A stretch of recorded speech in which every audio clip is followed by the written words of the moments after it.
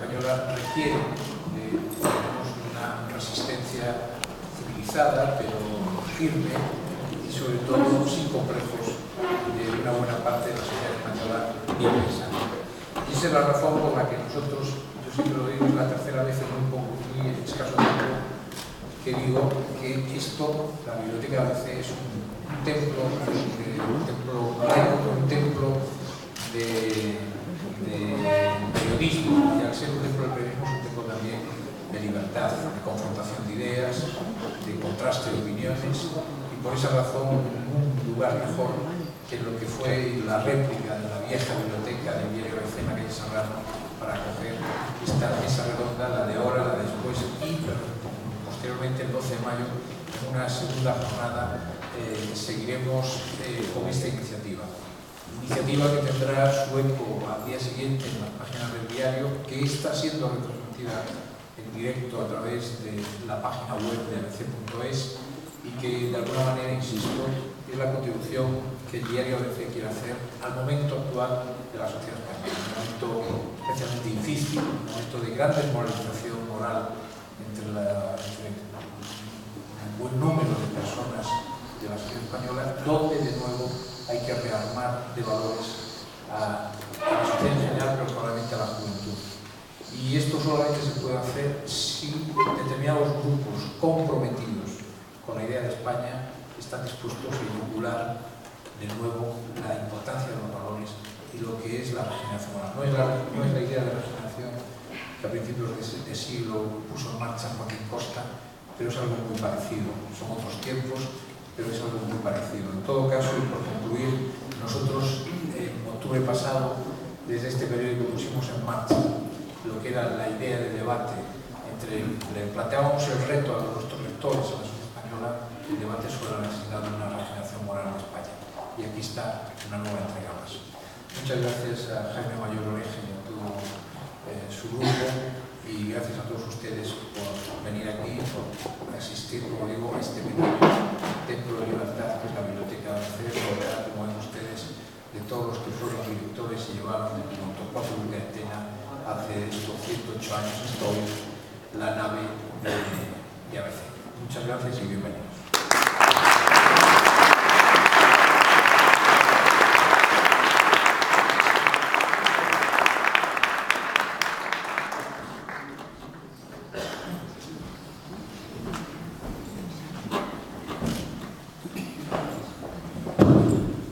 Buenas tardes. Vamos a empezar sin más dilación la primera mesa. A mí me gusta, cuando hago el moderador, dedicarme de verdad a moderar y no soltar mis propias teorías, pero en medio minuto no quiero dejar de decir que el proyecto de ingeniería social del gobierno Zapatero, que es el tema con el que encabezamos esta mesa, es para mí parte de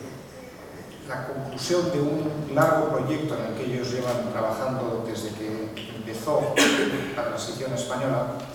Hemos visto cómo a lo largo de los años de la transición, las dos Españas que salían del franquismo tenían dos proyectos distintos, uno abiertamente confesado y otro oculto, porque el proceso de elaboración de la Constitución española diferenció a unos y otros en que unos creían que aquello era un puerto y un final de camino, y otros lo tomaron como un puerto de cabotaje en una navegación hacia un objetivo final que en ese momento se mantuvo oculto. Lo que se estaba pactando ahí no era el verdadero objetivo, eso era un paso. Y dentro de lo que quedaba por hacer está lo que hemos visto a lo largo de estos 7 años de gobierno de Zapatero y lo que esperan hacer en los años que están por venir. Y eso se puede resumir, y hablaremos de ello a lo largo de esta primera mesa, en realidad durante las dos, pero sobre todo a lo largo de esta primera mesa, en un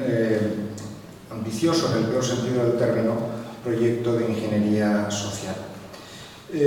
Voy a pedir que intervenga en primer lugar don Jaime Mayor Oreja, que además es el propulsor de esta sesión, Y les voy a pedir a todos los ponentes que por favor intenten limitar su intervención, y sacaré el látigo si no lo hacen, a 10 minutos, para que al final de casi una hora de intervenciones nos quede un poco de rato para poder dar la palabra a preguntas al público asistente. Así que por favor, Jaime, si quieres intervenir. Esperando cumplir con las exigencias del moderador Ramón, primero muchas gracias al diario ABC, a su director, a su consejo,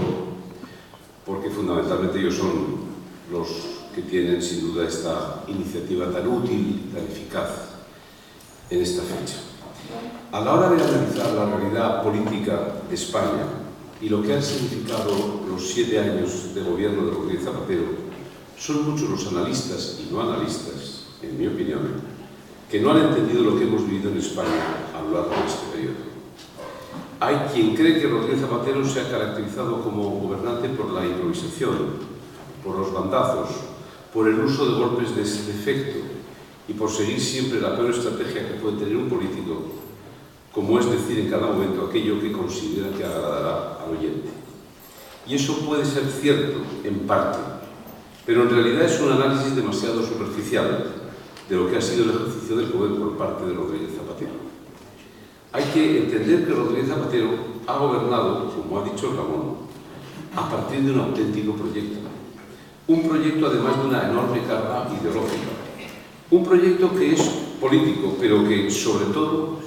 es social y cultural. Y un proyecto que ha venido ejecutando implacablemente y en todos los ámbitos a lo largo de estos años. Dicho proyecto ha sido un auténtico ejercicio de ingeniería social, con un objetivo muy claro: cambiar la esencia misma de la sociedad española,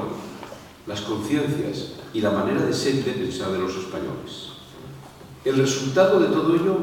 ya es una realidad, ya lo conocemos.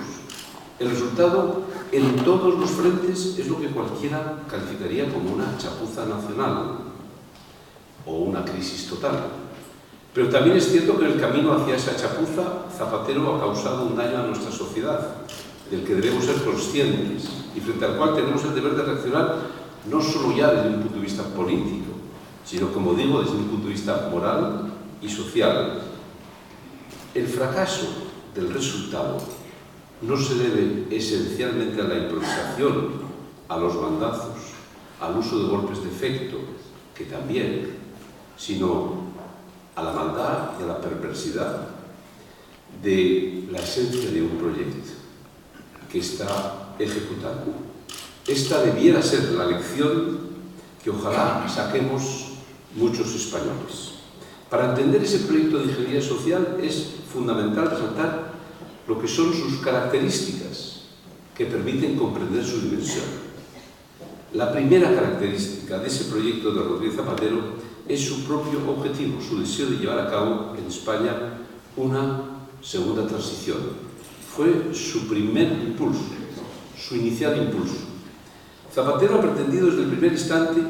que accede al gobierno a crear una España irreconocible.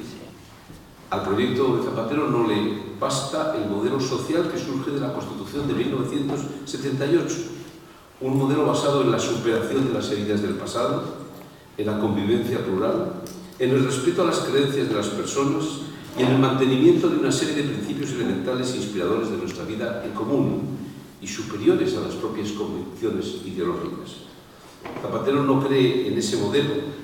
a lo que se añade, como él mismo confesó, que para él el concepto de nación era algo discutido y discutible. Por tanto, necesita crear un nuevo modelo con supuestos nuevos principios y valores, y en el que la fortaleza de España como nación se diluye o desaparece como objetivo. Por ello ha querido sustituir, desde su llegada al poder, el sistema de valores y principios del 78 por uno nuevo, que llevara a esa segunda transición, a esa España irreconocible desde el punto de vista político, social, institucional y territorial. Una España diseñada a partir del profundo relativismo que inspira su proyecto político. Y en realidad con ello, a lo que nos ha llevado es asumirnos en una profunda crisis de valores como sociedad. Una crisis de valores que sin duda es común a buena parte de las sociedades occidentales, pero que en el caso de España desde la exageración